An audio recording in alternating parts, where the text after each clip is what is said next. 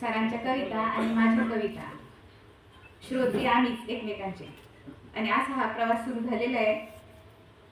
तर आता मी एक दुसरीच कविता सादर करणार होते, पण शेवटी प्रेम कवितेनी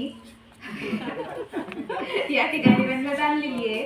त्याच्यामुळे मला सुद्धा म्हणा वाटलं की आधी प्रेम कविता सादर करावी. तसं कोरोनाच्या काळामध्ये लिहिता काही येत नव्हतं, पण प्रेम कविता कसं लिहायला सोपे आहे. त्यात चंद्र येतो, चांदणे येतात, आवडता विषय. तर तो मांडताना प्रेम कविता हा सुरुवात होता आणि आता त्याचा प्रवास इथपर्यंत आलेला आहे. बऱ्याचशा कविता झालेल्या आहे, पण आज माझ्या कवितेचं शीर्षक आहे ए. असं म्हणतात, चारोळी आणि कवितेमध्ये ए शब्द टाकला की तिला एक वेगळीच गोडी येते. तर एक छोटासा प्रयत्न केलेला आहे. तर माझ्या कवितेचं शीर्षक आहे ए. ए तुला कवितेत मांडते ना तेव्हा तू शब्द होतोस.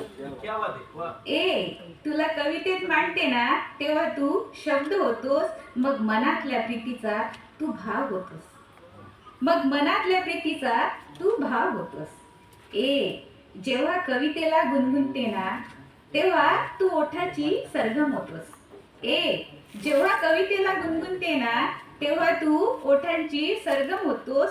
पूर्णत्वाला नेऊन त्या कवितेला वेगळ्याच उंचीवर नेतोस. ए जेव्हा उपमा अलंकाराने कवितेला सजवते ना ए जेव्हा उपमा अलंकाराने कवितेला सजवते ना तेव्हा तू कवितेचा शृंगार होतोस. नेहमीच गुणगुणावी तिला असं तू भ्रमर होतोस. नेहमीच गुणगुणावी तिला असं तू भ्रमर होतोस.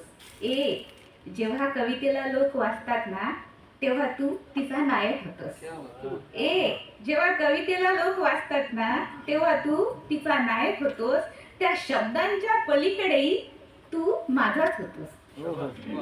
ए मग सांग ना मला ए मग सांग ना मला तू कुठे माझ्यापासून वेगळा आहेस. ए मग सांग ना मला तू कुठे माझ्यापासून वेगळा आहेस. भाव माझे आणि शब्द तुझ्या प्रेमाचे. भाव माझे आणि शब्द तुझ्या प्रेमाचे. तू तर रोज माझ्यात आहेस.